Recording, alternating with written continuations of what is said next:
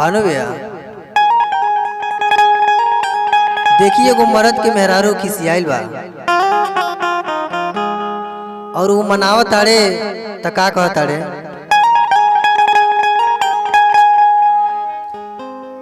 काहे खिसियाइल बाड़ू जान ले बुका हो,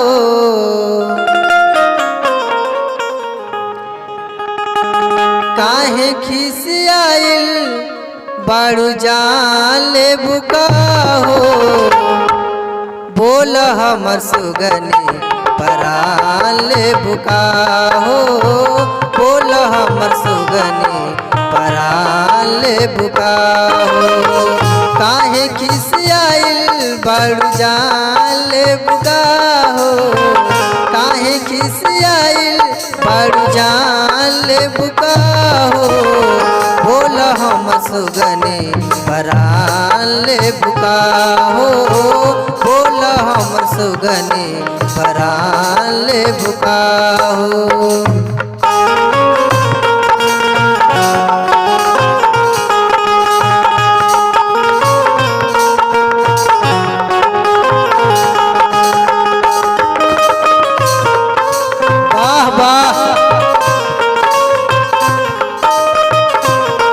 क्या बात है भानु भैया।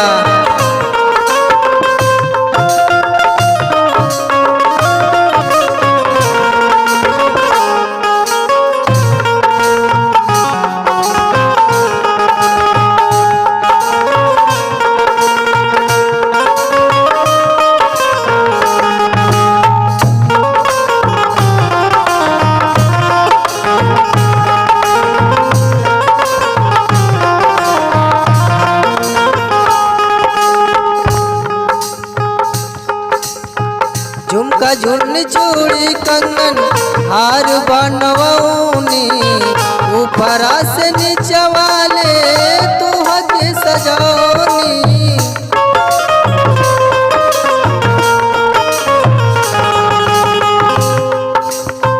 झुमका झुन चूड़ी कंगन हार बनवनी, ऊपरा से नीचे वाले तू हद सजौनी।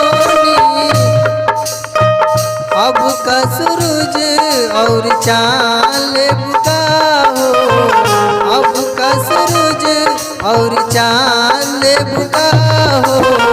बोल हम सुगनी परान ले बुका हो, बोल हम सुगनी परान ले बुका हो।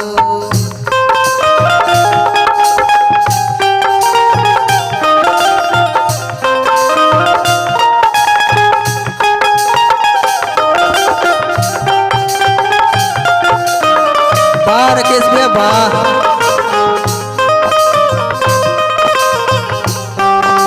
जिया जिया जिया।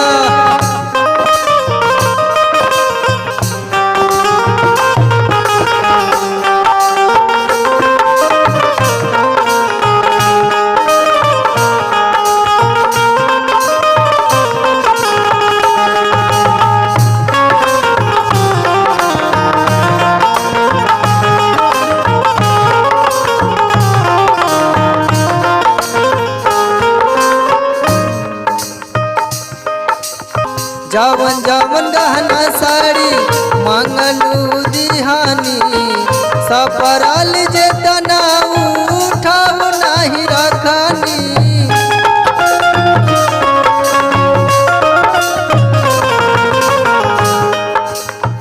जवन जवन गहना साड़ी मांगलू दिहानी, सपराल जे तना उठाऊ नाही रखानी।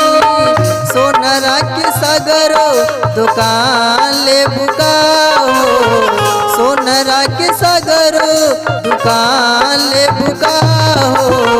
बोल हमर सुगनी परान ले बुका हो, बोल हमर सुगनी परान ले बुका हो।